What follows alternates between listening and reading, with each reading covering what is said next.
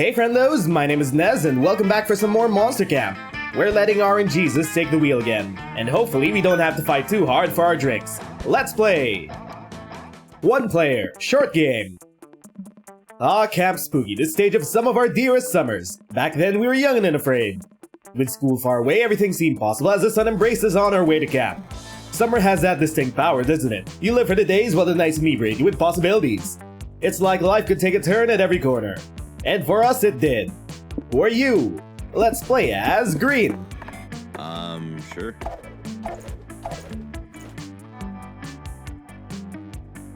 One might say that the Monster Prom had hardened us in the highs and lows of love. But no, in love we're always absolute beginners. And summer camp was no different. No one talked about it, but the idea of summer love loomed over our heads. Close to the last day of camp, there was a meteor shower happening just 3 weeks away.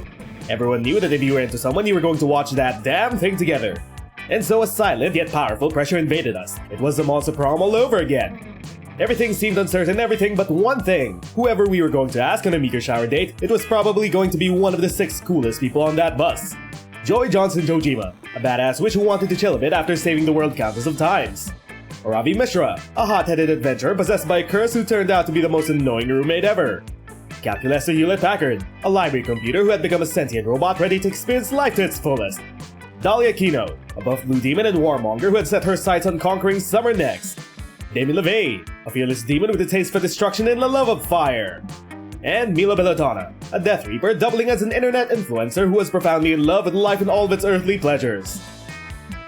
The bus trip was long and all of summer could be shaped by the very first step well taken. And so it was clear it came down to breaking the ice and causing a good impression with the right person. Who do we break the ice with? Which one of these would be your favorite food? Let's go with whatever gives you the best stats. We're gonna see if we can try to target a Ravi. Oh, are you on that stat boost diet too, Nez? That's cool! I've been doing that too, it's super tough, right? It's almost impossible to get in all my daily nutrients. What, you mean like your iron and fiber and stuff? Just take a multivitamin, duh. No, who cares about that shit? I'm talking about the important nutrients: strength, constitution, dexterity, intelligence, wisdom, and charisma. At least Nez gets it. We should work on leveling our stats together this summer. That we should. Although, we only had 3 weeks left to woo our crushes and conquer their hearts. But as I already said, we were young and unafraid and we were ready to start. Back to Camp Spooky we go! Week 1, morning. Where do we go? Let's go to the Camp Dome. That day, play competitive spin the bottle. You must kiss a camper from Camp Arrival Camp. It's a long, intense kiss in which your tongues wrestle mercilessly. You apply some unexpected biting since that's currently very high in the meta, while holding the back of their head to prevent an untimely escape. You win at kissing, it goes without saying, you've earned 2 charm. Later, you see Ravi and Dahlia training together for the next Dome Games. They're both covered in blood and the ground is littered with disemboweled bodies. It's terrifying, but they both look extremely hot covered in blood. Hell yeah! Carnage! What's our next training exercise, fellow warrior? Yeah. My all-time favorite, the 3-legged race. We'll crush the necks of our enemies at Camp Arrival Camp, all with our insect stepping. Fuck yeah! Ravi grabs a rope to tie her leg to Dahlia's, but Dahlia blushes and shies away. Oh wow! Ravi, I didn't realize you wanted to get more serious! What are you talking about, you muscular juggernaut? Well, it seems like you're suggesting some kind of fusion. Call me old-fashioned, but I take fusion very seriously. It's the most erotic method of teamwork. Oh, I get it. Listen, Dahlia, you're totally right that fusion can be sexual, but it doesn't have to be. Yep, it's true. Just look at me and Ravi. The bond between Curse and Cursed is technically a form of fusion, and we're totally platonic BFFs. Whoa, platonic fusion? That sounds awesome and powerful and emotionally nourishing. I know, right? Okay, we totally have to do this fusion. We're already unstoppable, but once we're fused, we'll be unstoppable. Aw, yeah, baby, time for some platonic leg stuff. No, wait! Fusing can be very intense. We need to make sure our friendship is as strong as possible, in our hearts and in our legs, before we do this. That totally makes sense. My buddy Ralph fused with an acquaintance. He didn't know that well. Long story short, the fusion went wrong and they totally accidentally switched buttholes. Alright, first up, friendship strengthening. And after that, platonic 3-legged fusion. You're totally on board with this incredibly logical train of thought. But how will you strengthen Dahlia and Ravi's friendship so they can fuse properly? Well, raid the most badass friendship bracelet ever, or arrange a casual yet platonic date for the girls' legs so that they can get to know each other better. You prepare the best date ever. It's the perfect chance for the two legs to get to know each other. First up, hit the gym. And you know it's fucking #leg day. Bet you never seen calves like this before. I rub them down every night with a special protein gel potion. Meanwhile, I dedicate every leg day to imagining what it would be like to have legs. Impressive! Now watch me rip this phone book in half using only my thighs! This move is great for exercise and it can be used during lovemaking. Next up, pedicure time. Damn, I had way more dead skin on my feet than I thought I did. Hope this increases my dexterity. Anyway, what color should I pick for my toenail polish? Ooh, use the same color as me! I picked one called Storm the Gates of Hell with Your Endless Violent Armies. It's blue! And finally, shoe shopping. I'm looking for something badass in leather, preferably some boots that'll give me a buff to defensive stats. And I'm looking for something that'll show the maximum amount of toe to distract my enemies. Phew! After a long day of foot-related bonding or foot bondage, Dahlia picks up the three-legged race rope. Aravi, Hex, I'm happy we took it slow and now I really feel like I know you. And by you, I mean your calf, knee, and thigh. What I'm saying is, let's do this fusion! Hell yeah, let's fuse my platonic warrior friend. Hex, Aravi, and Dahlia fuse together to the perfect three-legged race machine. They win the race, Stomp Camp, Rival Camp, and they're all super grateful for your help. You're unsure if you have a foot fetish or if you're just really happy for your friends, but either way you gain 2 smarts and 1 creativity. We do have a foot fetish. Did I just say that out loud? I did I? Anyway, we're gonna edit that out. Week 1, evening. Where do we go? Let's go to the Haunted Manor. That day in the Haunted Manor, a little clown man rides a tricycle up to you and asks if you would like to play a game. Cool, you love games. You suggest Monopoly or Categories. The clown man tells you to find the exit key in an hour or he's going to rip all your skin off. You're not super into that idea, so you decide to compromise by going to an escape room and solving some puzzles together. It's lots of fun, but you don't gain fun here, you gain 2 boldness instead. You're chilling in a spooky hallway, carving your initials into a wall that's probably actually flesh, when Aravi charges down the hall and purposely rams into you. Hey, Nez, it's me, Aravi. Hex is also here. Sup? Listen, you gotta help me. I opened a haunted can of Dr. Pepper and now I'm cursed with invisibility. You give Hex a sidelong glance, they shrug and go back to knitting. At first I was like, how is this a curse? Being invisible is great. Permanent sneak attack bonus and I can rob tombs whenever I want. But it's actually kind of lonely. I need someone to help break this curse and you always seem down to help hot people like me with their problems. You're about to explain to Aravi that she's not actually invisible when Polly and Scott come walking down the hall laughing hysterically. Well, Scott comes walking down the hall. Polly floats towards you upside down, holding a spectral saxophone for some reason. Spaghetti! Spaghetti! How'd I do? Did I say it right this time? I don't know, Scott. What word were you trying to say? Pranked! It's okay. You did great, buddy. Hooray! Aravi, you got pranked! You weren't really invisible, we just convinced you that you were invisible using lying! Ah, that explains why my stealth bonus didn't increase. Well, at least I'm not actually invisible. Wait, we're pranking Aravi? I can help! Shaboom! Unbelievable! What? Come on! Don't worry, it'll wear off in a few hours. In the meantime, you try to enjoy this hilarious prank. I just got finished talking about how being invisible makes me sad. I hate being sad. Oh boy, Aravi seems to be in one of her stabbing moods. Luckily, you know a super fun invisible activity that'll help her look at the bright side. Well, finally finding out what Dominique is saying behind her back, or joining Forbes 30 invisible people under 30. Let's go with joining Forbes. You help Aravi submit an application and minutes later she gets good news. She's been chosen! Apparently, Forbes was anxiously waiting for the 30th invisible person under 30 to come out of hiding and apply. And Aravi was just in the right place at the right time. Sweet, a party! I'll turn everyone invisible so we can all go. Nah, I'm good. River Actual Phoenix is having another going away party at his mega mansion. We all know he'll be back in a couple weeks, but there's an open bar. I don't think I should go either. Whenever I'm around invisible people, I can't stop barking. Alright, suit yourselves. What about you, Nez? No need, he can be my +1. What am I then? You're my -1 to everything. Come on, let's go. Forbes picks you up in an invisible helicopter and takes you to a very fancy party. All the most famous invisible people are there. There's name omitted for privacy, the invisible CEO of a Fortune 500 company. An invisible software developer known for his work on the short-lived Tinder for invisible people. And a floating champagne glass pretending to be an invisible person to crash a sweet party. Hey guys, how great is it to be invisible, am I right? I sure do love having a full body with fingers and kneecaps that you can't see because I'm invisible. Word, it really is nice to be recognized by Forbes, since even my own friends don't recognize me anymore. I know, right? I definitely have friends who are definitely people, and not enchanted dishware, and I so get what you're talking about. So are we just not gonna call this floating cup out of this bullshit? No hex! Being invisible has taught me how much it hurts to be excluded. Just let him have his fun.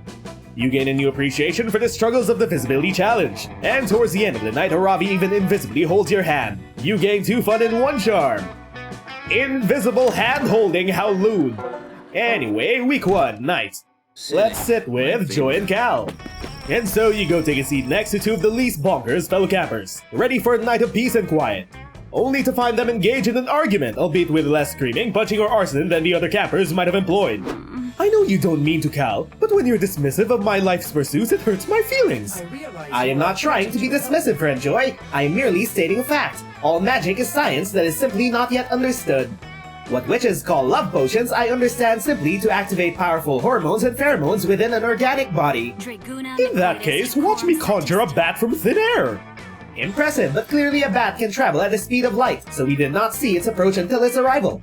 Okay, fine. I'm going to take my spellbook and make it disappear. Friend Joy, that is very good, but it was also obvious that a black hole opened up and sucked your book into it. Then where's the black hole now? Obviously, such an event created singularity in which a black hole was then sucked into itself. But what if I bring it back? Boom! Book reconjured. Now what? It would appear that much like our friend the bat, your book can also fly at the speed of light. Enough of this. It's magic, Calculaster! It is science, friend Joy. They're clearly not going to reach an agreement this time. Time to pick a side. Well, you know what they call people opposing science and rational thought? The Inquisition! Do you really want to join the Inquisition, Joy? Or if magic isn't real, Cal, then explain how. I got your nose!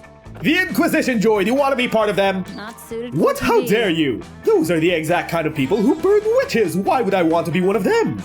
And yet, friend Joy, you have just denied science much as they did. My calculations indicate that those who oppose science are more likely to be superstitious and against logical reasoning based on empirical research and regulated findings.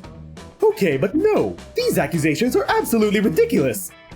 Excuse me, says a Sasquatch siding up to the campfire. But I couldn't help but overhear your conversation that I was eavesdropping on. I agree with the witch. Thank you. Science is totally bogus and all data is propaganda meant to control the sheeple. Wait, no!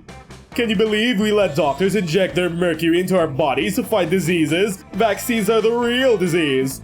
And this whole global warming charade is called seasons, duh. And did you know that monsters never actually landed on the moon? The whole thing was faked at a soundstage in Monstropolis. And it's at that point, Joy uses magic and or science to teleport the Sasquatch far away from you. Look, I don't want to deny magic since that's the basis of my whole life, but I definitely don't want that dude agreeing with me either. Nice touch. So we'll go ahead and accept that science is important and I may not understand all of it, but I trust that you do, Cal. That is all I ever wanted, friend Joy. I would not expect an organic lifeform's brain to fully comprehend the depth of my knowledge anyway. It is what makes you all so charming. Thank you, friend Nez, for helping me reach this amicable resolution, which has left us all perfectly happy. Joy actually looks pretty miffed at the whole organic brain comment, but she's not the one you're trying to romance, so fuck her! I mean, don't fuck her, fuck Calculaster. God, but he's so pure and so sweet, it feels weird saying that. The point is, don't worry about Joy's feelings. You're on Calculaster's good side, and that's all that matters. True! Okay, time for some drinks. Let's use our skills. That weekend, you feel like getting wasted, like every other weekend. So we visit none other than Juan. Hola. You know, when I started making magical drinks, I never thought people would actually, come to drink them. But hey, who am I to judge? So let's get to it. And let's go! What do we have? These are all endings we have already gotten before.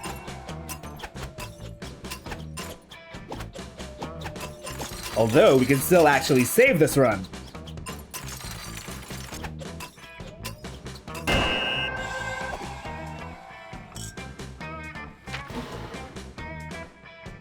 For now, we'll get the bargain. Ah, the bargain! Thanks to this weird potion I prepared, now you'll receive everything at a discount. Not sure if that's a good or bad thing, really. Thanks. Hope you can stomach that. Happy trails. Week 2, morning. Now, where do we go? Let's go to the lake. Before you go to the lake, you decide to make the most fun inflatable toy to float on that you possibly can. You combine many of your favorite fun things, ice cream, tabletop games, watching your enemies fail, ducks. The resulting amalgamation is certainly interesting, even if it doesn't exactly float on water. You decide to name your toy Dr. Frankenfun. Or maybe you should just name it Dr. Frankenfun's monster. Just beholding the horror you've created gives you 1.99 fun. Afterwards, you find Dahlia, Ravi, and Milo crouch around something on the sand. You head over to see what they're looking at. Come on, Dwayne, crush him! Crush that crustacean! Rip his shell off, eat his organs, do a spin move! Try moving a few centimeters to the left. Where can I get a better photo of you? You get close enough to see what they're yelling at. Two hermit crabs are facing off against each other in a ring of other agitated hermit crabs. This is it, the Hermit Crab Fight Club spoken of in Monster Camp Legend. Right now it looks like anything but legendary though. The crab they're calling Dwayne is getting its shell shocked by another much larger, handsomer crab. The fight is soon over. Come on! At least win one match, you stupid crab! Pathetic! You're hardly worthy of the name Dwayne the Rock Lobster Johnson! Well, yeah, he's not actually a lobster for one thing. Branding trumps accuracy, darling. This is the 21st century. But I do have to admit, this inspiring underdog story is turning into bad content. I think it's high time we interfered. Yeah, by subjecting Dwayne to a rigorous training regimen! Don't be stupid. All he needs is better equipment like a +2 shell or a repeating crossbow. But all of that would be utterly meaningless without a stronger presence on social media. We need to get this crab on Instagram. Meanwhile, the bigger crab is making Dwayne smell her gonopores. None of the others have it right. The ultimate hermit crab upgrade is a well-executed redemption arc that absolves the hermit crab in the eyes of the audience, paving the way for it to rise to the top of the Fight Club rankings. We'll go with tango lessons. And so you use some of the money from your crustacean enrichment fund to purchase a course of tango lessons for your plucky hermit crab pal. Excellent! A rigorous training routine just as I suggested! Shall we begin the training montage? Doesn't look like it. There's a sign on the door of this tango studio that specifically says, "No training montages." That makes sense. The upbeat background track would probably interfere with the tango music. What? How are we supposed to pass the time while Lil Dwayne learns a tango then? We'll just have to wait, Dahlia. After all, patience is the training montage of the soul. That's it! I'll do my own training montage to teach myself patience! Dahlia proceeds to sit quietly in the corner of the tango studio for several hours, with a very intense look on her face. After much grueling practice, Dwayne is finally a tango master. You bring him back to the beach to show off his skills in the Fight Club. Dwayne scuttles into the ring for the first match and launches into the most graceful tango you've ever seen from a hermit crab. Do you think you should have also taught him some, fighting moves? But we have, darling. After all, life's greatest struggle is the fight to express yourself. I don't know. I think life's greatest struggle is the fight not to get a claw jammed up your butt. But Aravi's fears prove unfounded. Dwayne's opponent is mesmerized by his graceful movements. His feral display of masterful tango leaves everyone speechless. Which isn't hard to do because crabs are naturally speechless. But even so, the silence which follows Dwayne's dance is particularly reverent. Then, one after another, the crab begins to clap their claws. Soon, Dwayne the Rock Lobster Johnson is receiving a crustacean ovation. You see, these crabs finally understand one of life's most important truths. Love is far more powerful than violence. Indeed, all thought of violence seems to have vanished from the crab's tiny minds. A fact which Dwayne takes advantage of by whipping out a knife and stabbing all of them. Haha, yes! Stabbing beats love once again! Well, at least collecting all these hermit crab souls promises to be easy money. You know, when life gives you a bunch of dead sea creatures. Milo thankfully trails off without finishing that particular aphorism. Dahlia, still embroiled in her training montage, only smiles silently at the carnage. You gain 1.99 charm and 0.99 boldness. Week 2, evening. Where do we hang out? Let's go to Scout HQ. And so that day, all the scouts make a braid chain as a team building exercise. You learn all sorts of new ways to braid hair. But the person braiding your hair accidentally ties an infinity knot into your head. There's no way to untie it. You can see into infinity.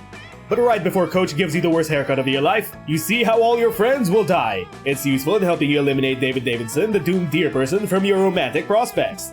You also watch every Marvel movie that will ever be released. You gain 1.99 creativity from witnessing so many plot twists. You've almost died like 3 times this week, so you decide to tag along with Cal and Aravi to listen to one of Coach's scout lessons of survival. Yay, learning! Once you got the hyena in submission hold, you use the comb to lull it to sleep. And that, kids, is how you survive a hyena attack with only a hair comb. Huh, never thought about literally putting an enemy to sleep. I always thought that was just a euphemism for murdering them. Good to know. I agree, friend Aravi. Personally, I do not own a hair comb because I do not possess hair follicles. But I still found the lesson quite informative. Did somebody Yeah, we all learned a ton, whatevs. Hey coach, can we talk scout cookies now? I'm starting to get a real case of munchies over here. Ah, yes! I know you kids have been working real hard on your cookie selling badge. Let's check in on our sales numbers. I'll consult my trusty, reliable clipboard. Well, Scouts, our cookie sales have been slightly horrible. It seems that our entire troop has sold 1 box of cookies, total. Oh dear, that is far below historical average sales trends for a troop of our size. Coach, does this mean that you are no longer proud of us? What? Of course not! I am always proud of you, Scouts! And hey, it's not over yet! You kids are smart! You'll figure out some way to get these cookies selling, I believe in you! Wow, I have been sufficiently motivated by Coach's positive attitude, and now I wish to sell the maximum amount of Scout cookies. Friends, will you assist me? I'm in! If we're ever gonna run a successful food truck together, we better be able to sell a few cookies, right? Whoa, you guys! Creative genius moment. Remember the other day when we were talking about potential mascots for the food truck? What if we got a cookie mascot to help our sales? All the coolest food brands have mascots. Cheetos have Chester Cheetah. M&M's has the horny green M&M. Yoplait has Yogano, the evil yogurt demon. What a helpful suggestion! I am reviewing our memory logs from the brainstorming session last week. It seems that our best mascot idea was Foodie the Food Truck Ghost. A mascot would be pretty kick-ass, but I don't think Foodie is a good fit for Scout cookies. Any other ideas for a mascot? Sadly, I do not have any other ideas. I attempted to search the internet for the keyword mascot, but 97% of image results were classified as pornographic. Shh, don't look at me. I already had one good idea today. That's way more helpful than I usually am. Give me a cookie. Looks like your friends are out of ideas. Luckily, you know the perfect way to get inspiration for a kick-ass cookie mascot. Well, tons of wild mascots live in the woods around camp. If you catch one, you can tame it and train it to be the perfect mascot. Or the most recognizable iconography in the world stems largely from major religions. Look to the scriptures. I say we tame the wild mascots in the woods. That's a fucking awesome idea, Nez. I've got +3 stats in my beast trapping and beast taming skills, so this is pretty much a guaranteed win. You go to the woods and get working on the mascot trap. Cal designs basic functionality, Aravi handles the carpentry, and you are completely useless. Friend Aravi, I have noticed that you are drawing sigils in the soil with the blood of a virgin deer. I assume that this is a method to help us capture an adorable, marketable mascot. Exactly, Cal. These deer blood sigils are a neat little trick that Hex taught me the other day. They attract cute creatures, right, Hex? Yeah! I remember learning those sigils a long time ago. They're super ancient dark magic, and I'm like 40% sure they won't kill us or anything. Hours later, you all return to the mascot trap and find something terrifying. It's a huge horned creature with eyes full of rage and a primal thirst for destruction. Tremble, mortals! I am Phaedra, the ancient heathen deity. Bow before me, all mortals shall bow before Phaedra. Oh yeah, those sigils are actually meant to summon Phaedra from the most righteous destruction of Earth. Shit, totally my bad, guys. Lol, am I right? Do not worry, Hex. It is common for non-robotic beings to make errors. Personally, I think human error can be quite endearing. Holy shit, Hex, you crazy motherfucking genius! An ancient heathen god is the ultimate mascot! Yo, Phaedra, you gonna help us sell these Monster Scout cookies? Or do I need to beat your ass? Either way, I'm getting a fuck ton of experience out of this. Sell cookies, you say? Do you have any idea to whom you speak, mortal? I am the god who ruled the 11 clans that once populated these lands 3,000 years ago. The clans waged war for the honor of being the most devoted to Phaedra. They painted murals and sang songs in my honor. They sacrificed newborns in devotion. All 11 clans eventually died out. Perhaps it was all the war and baby sacrificing. And to be honest, Phaedra, god of all evil, has been, quite lonely for the last millennium.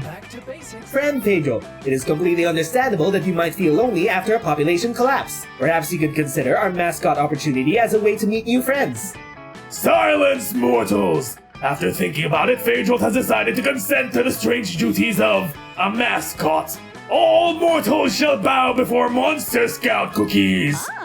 Best mascot ever! And Phaedra officially becomes the mascot for Monster Scout cookies. They use their primal evil powers to mind control the youths. Cookie sales increase by a whopping 12%. Your friends are impressed with all your marketing skills, and Phaedra now considers you their most loyal follower. Phaedra rewards your devotion with 1.99 fun and 0.99 boldness. And now it's time for week 2 night. Tonight will be the night of Who the do we living sit dead. with? Let's go with Moss. Hi Nez, old pal. I'm so glad we're such good friends. Cool, you don't remember when you became Moss Man's BFF, but I guess it's a sweet gesture. And I've just read the most interesting statistic. It says that friends who share gossip with each other live longer lives, have fewer rates of food poisoning, and healthier fingernails. Oh. So, we should engage in gossip for our health. Please tell me you have something juicy to spare before my fingernails wither up. Fuck it, time for some gossip. Choose one. Extreme snail racing. Helium-fueled karaoke. Experimental ska. Astral projection. Helium-fueled karaoke. Terminal stupidity. Distrust of modern medicine. Incorrigible sexiness. Contagious laughter. Terminal stupidity. And type in a fun summertime activity. Let's go with not dying. That was the perfect gossip. My fingernails have never felt stronger. I can't wait to do this tomorrow night and every night thereafter with my close friend Nez. Until next time. Your hot, thick, juicy gossip makes its way around the campfire in no time. Yes. Hey, I just heard something really strange about Nez. Listen to this. He was apparently a participant in a super weird pharmaceutical experiment. They were testing a new drug that could possibly cure terminal stupidity, and of course Nez was a perfect guinea pig. It was a month-long trial, and Nez had to deal with lots of bizarre side effects. Like a runny nose, excessive farting, permanent acne, and a sudden obsession with helium-fueled karaoke. Ultimately, the drug was a failure and it's still not FDA approved, but hey, that's never stopped anyone before. But the funniest part is, you didn't hear this from me. The drug gave Nez a permanent not dying fetish. Seriously, if he even so much as mentioned not dying in front of him, I heard he nuts immediately. So I guess do with that info what you will next time you see him.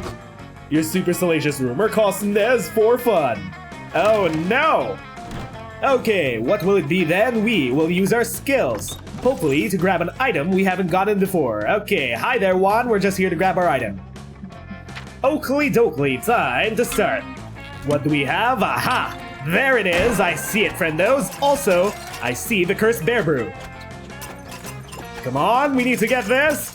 We need to get this. Do we want to become a bear friendos? Let's become a bear. Let's become a bear! Actually no, the pizza? Fine, we choose a pizza! My indecisiveness, I swear. Ooh, we have a pizza. Why can't pizza be a drink? Well, it can. But beware, once you drink this pizza, you'll want nothing but pizza forever or at least the next couple days. I'm thirsty. We have a plot line. Hope you can stomach that. Happy trails. And now it's time for the beginning of the event. It's only 2 events, but it'll be super fun, friendos. Where do we go? Let's go to the woods. While hiking through the woods, you come across a bunch of delicious edible mushrooms. Well, you think they're edible anyway, I mean you ate them. On a completely unrelated note, you also meet an ancient all-powerful god who's timelessly intelligent and who is also into vaporware for some reason. You gain plus 1.99 smarts from your dope conversation with a vaporware god. Then your pizza senses go off and lead you to the lake. You don't see pizza though, only a whole lot of sand and a drowning guy off in the distance.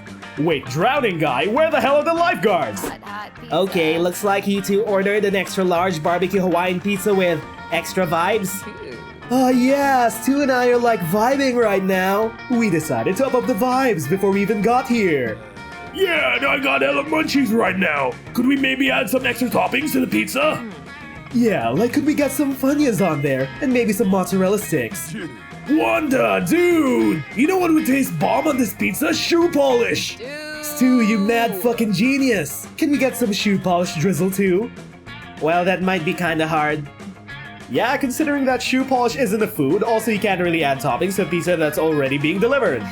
Oh no, that's not a problem. I always keep extra Funyuns, mozzarella sticks, and shoe polish on me when I go on deliveries. This comes up like a lot. The problem is, now I gotta calculate your new total with all these last-minute toppings, and my phone can't connect to the calculator all the way out here. Oh shit, Stu, I think I left my phone at the lifeguard tower. Where's yours? Bummer, dude. I threw mine at the drowning guy we passed along the way here, so he could, like, I don't know, call 911 for some lifeguards. Well, I gotta be honest, I don't know how to calculate your total. I didn't really pay attention much to the math sections of our training videos, or any other of the sections. Don't worry about it, man. Juan and I never paid attention to our training videos either. Whoa, I don't even remember what job we trained for. Stu, do you think maybe we watched the Pizza Girls training videos? Maybe we could calculate the total. Yeah, right. The only thing Juan needs to know how to calculate is the proper amount of vibes to add to a pan of brownies. You'll need to come up with a calculation system to find the total that these 3 can understand. Well, looks like your friendship with your fellow camper Finn the monster made out of fingers finally paid off. You can calculate this using his many fingers. Or take an intense online workshop to become a professional junk food appraiser. We will use Finn the monster made out of many fingers. What's up, guys? Finn says, zapping into existence from your narrative convenience. It's me, Finn the monster made out of fingers. What's up? Hey, what's up, Finn the monster made out of fingers? What's the 411? Fingers. Says Finn the monster made out of fingers while snapping way too much. Finn's the name and fingering stuff is my game. Okay then. Nice. So, what did you call me down here for? You need me to play the piano, pick someone's nose, enter the legendary Thumb War Championship, Finger Blaster? Actually, we just need help calculating the new total for this pizza with all this extra toppings. Do you think you could? Psh, that's easy! They don't call me Finn, fastest fingers in the fucking West for nothing! So Finn the monster made out of fingers, I'm just gonna say foam off to save time, works his magic. He pulls out a phone and calculates a new total on his calculator. Alright, according to Fomoff's calculations, your new total is $19.99. Nice! Thanks, Fomoff, we couldn't have done it without you! The lifeguards pay up and Fomoff gives everybody a full high five. It's so cool and extra that it gives you plus 1.99 fun and plus 0.99 charm. Week 3, evening. Where do we go? So many choices. Let's go to the Camp Dome. That day at the Camp Dome, you all do Thumb Wars. That means the campers are waging war against the Thumb Warriors, the supernaturally buff thumb monsters from Camp Thumb. It's surprisingly terrifying. You all were sure to lose, but thanks to your quick thinking, you all hatch a plan to fight the Thumb Warriors with their greatest weakness, predators without opposable thumbs.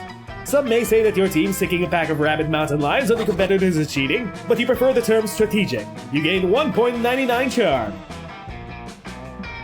Shortly thereafter, your pizza senses go wild. They lead you to a nearby clearing where a whole lot of construction seems to be going on, and a lot of maniacal laughter. At last, my pizza is here! You there, do you have the cheap, delicious, poor people food I seek? Yup, I got your extra spicy buffalo pizza right here, Mr. Pappas. That'll be $19.99. Ah yes, the sweet, greasy allure of pizza. I'm disgustingly wealthy as you might have guessed, but normally my vast array of ill-gotten funds gives me richer cravings. Cool story, dude. You got $19.99? Hush, I'm not done monologuing! Don't you know it's impolite to interrupt an evil, wealthy man when he's mid-speech? As I was saying, normally I eat much finer food, but pizza is a delicacy known to the rich and poor alike. I crave it with the nostalgia of my youth. My first job was at a pizza parlor in a shopping mall, you know. I slaved my way up to the top by convincing my fabulously wealthy father to buy out the chain. Those years were the best years of my life. They ignited my passion for malls and pizza and taking advantage of consumers. I'm going to turn the world into a shopping mall. Kids today don't seem to value malls, but fuck kids. I'm going to build a mall and everything they love just to see the horror on their sniveling youthful faces. So what do you think of that glooming teenage pizza delivery girl? Whatever, man. I think your total is $19.99. Fine! Kids today don't appreciate a good shopping mall or an evil soliloquy. Here's your money, now expect exact change. This is a $10,000 bill? Yes, and what of it? Are you jealous that billionaires like me have access to such elite currency? I bet you've never even seen such wealth in one single bill! I definitely haven't. I also definitely don't have enough change for this. Don't you, have a 20 or something? Absolutely not! How dare you even suggest I keep such paltry funds at hand? If you can't make change for my bill, then I'm clearly entitled to keep the pizza! That's not how that... Shut up! I could buy and sell, you little girl! I suggest you hand over my money and the pizza before I build a shopping mall on your feet right now! That's a super weird threat, but you're sure the evil CEO is going to make good on it. There's gotta be a way to make it so that the pizza girl can give him change for a $10,000 bill. Well, mess with the country's economy to devalue the currency to the point that the pizza costs 10,000 bucks. Or hug the CEO. While some say a hug is priceless, you know a hug is really worth 9985.01. We shall hug Mr. Pappas. You wrap the CEO in a warm, loving hug. It's kinda hard to do with that intern hoisting him up in his chair in the air, but you make it work. Disgusting! Get your grubby, poverty-ridden hands off of me! What is the meaning of this? Nez is hugging you. A hug is worth the exact amount of change I owe you these days, you know? What? You're lying! There's no way hugs are that expensive! Why, just yesterday I saw some stupid hippie teens protesting one of my shopping mall developments with signs that said free hugs. You explain to the CEO that's how they get you. Those stupid hippies are actually extremely intelligent hug dealers. The first hug is free to get you hooked, then they charge you handsomely for the subsequent hugs. In this era of social media and isolation, physical connection fetches a high price. True! I need a hug! Oh my god! My market research is proving your claims correct, Nez! But wait, you just said the first hug is free. This does nothing to make up for the change I'm owed. Sure, but now that he's had one hug, doesn't the CEO feel like he could use another one? What? Of course not! I don't need your warm, loving embrace! I certainly don't crave a reassuring hug that'll remind me that despite how grim the world is now, things will somehow turn out okay. A hug that says, I see you, your feelings are valid, you're not alone. Okay, fine, get here, I need a hug right now! You give it to him. You suspect the intern could also use a hug, but there's no way he could afford it. And with that said, the pizza girl owes him no change. Good thinking, Nez. I feel like I kind of owe you some sort of token of thanks. Maybe a hug. A hug will do, but you don't need the pizza girl's money for it. You'll sell for a mere 1.99 creativity and plus 99 fun. And there we go. Pretty short, but we are now gonna go take the pizza girl to the meteor shower. With the pizza girl we go! Sure. You ask no one to the meteor shower because the only thing you want to ask for is a pizza! Order right now for your fresh and fast romantic partner today. Delivery in 7 days or you're dead. Our valued employees are working hard right this very instant to deliver your summer love right to your home. Look, here she comes now. Call Coco's Pizza today. Pizza delivery. Pizza delivery for Nez? Oh hey, you're always around when there's pizza, huh? You laugh awkwardly. No, it's okay. Deliveries have been more entertaining with you around for sure. I'm not paid enough for Work this. can get hella exhausting, and clients can be so intense with all those backstories and stuff. Like, why can't people just keep it simple and short? I'm a delivery girl, not a therapist. So it was actually nice to have you tagging along.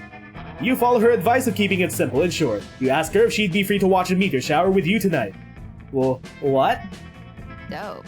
Yeah, okay. This is nice. And so you have a great time with Pizza Delivery Girl. You don't talk much since you said she's not super into talking a lot. But sharing silence can be nice too. You're always craving backstories and lore and everything, but sometimes it can get a bit intense. You can accept that some people just have no interest in sharing their depths. It ends up being a quite simple yet charming date. By the end of the night, you exchange phone numbers so it could be the start of something. And hey, for what it's worth in terms of lore, you now know that her name is Sadie. Pizza rocks! And there we go, we took the pizza girl to the meteor shower. We learned her name! The tiniest bit of lore we could scrounge up. Her name is Sadie. And before we knew it, those weeks were gone. It felt like a hot minute, and it felt like an entire lifetime.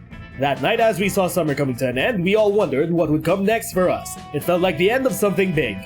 Little did we know, life still had many wonders and misadventures in store for us. Now I'm older and I can see it, how those years became the foundation of the mythology of our lives. Broken hearts turned tragedies, sung for centuries, wild nights became epics treasured forever. Every kiss and every laugh is now a consolation we'll always find while gazing into that starry night, no matter how many years go by.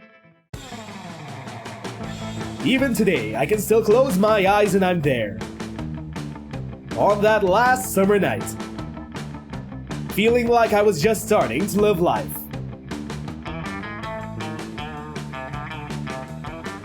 With all my friends around that campfire. So young and unafraid. And so ready to start.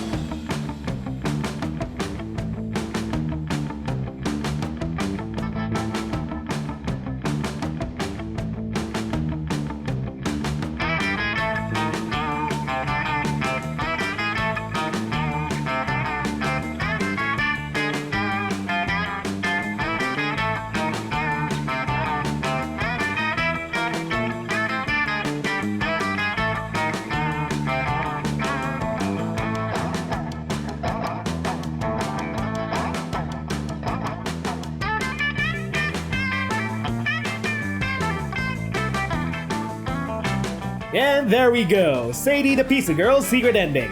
If you friendos enjoyed this random monster camp, leave your comments down below, like and subscribe, and hit that notification bell to always stay up to date with our videos. Until our next episode, my name is Nez and thanks for watching. See you all next time. Bye friendos!